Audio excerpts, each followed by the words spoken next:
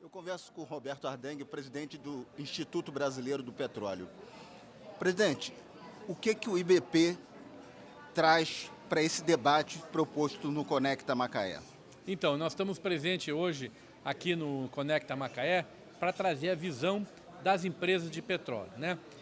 Nós representamos as grandes empresas petrolíferas, né? Inclusive a Petrobras, mas também as demais empresas, né? E essas empresas são as empresas que investem na bacia, né? Aqui nós estamos falando da bacia de Campos, né? Que já está produzindo petróleo há cerca de 50 anos, né? Já foram retirados dessa bacia cerca de 15 bilhões de barris de petróleo, mas a bacia hoje ela está numa situação de amadurecimento. O que isso quer dizer? Que está cada vez mais difícil continuar a produzindo naqueles níveis que a gente produzia. Para a gente continuar produzindo petróleo de modo relevante, e aí, claro, gerando pagamento de impostos, royalties, geração de empregos, de renda, né? Nós temos que ter uma outra estratégia, né? Nós temos que ser mais pragmáticos, né? Nós temos que entender que agora o custo vai ser maior, né? Portanto, uma das mensagens que a gente está trazendo aqui hoje é a mensagem que a gente chama da modicidade tributária, ou seja, não adianta você querer aumentar os impostos sobre essa atividade que já está assim num limite já máximo para justificar o investimento aqui, né?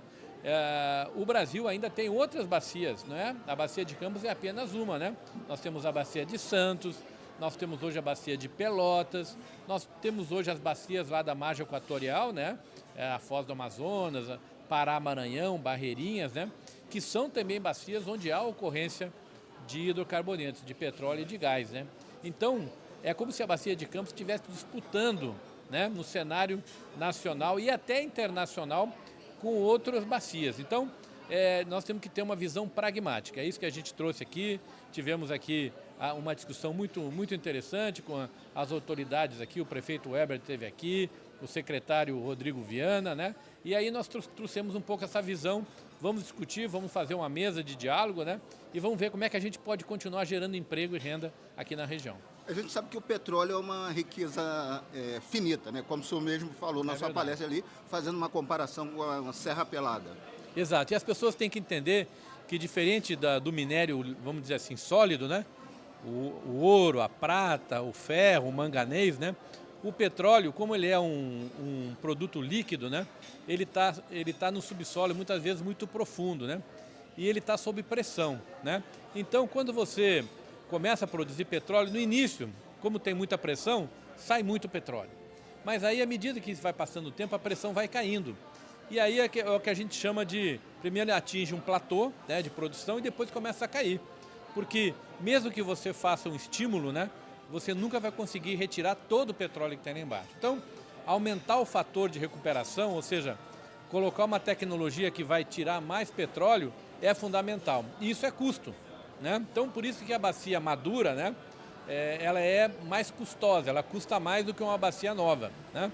Então, essa visão a gente precisa ter hoje aqui. Nós estamos já há 50 anos produzindo petróleo, essa é uma bacia que já está hoje em fase de amadurecimento, então a gente tem que entender que o custo hoje é mais elevado. Portanto, é um processo de diálogo que a gente tem que ver como é que a gente pode justificar economicamente esse trabalho. O Brasil discute hoje a exploração de petróleo na margem equatorial, né? O estado do Amapá vive lá uma efervescência econômica e financeira por conta dessa possibilidade. O que o estado do Rio de Janeiro, que é o grande produtor de petróleo no Brasil, tem a ensinar, tem a passar para um estado como o Amapá, onde há a nova fronteira da exploração do petróleo? Tem muito a ensinar, porque a experiência do Rio de Janeiro, né, do estado do Rio de Janeiro, é gigantesca. Veja que 85% do petróleo que hoje é produzido no Brasil sai do Rio de Janeiro, né? Bacia de Santos e bacia de Campos, basicamente, né?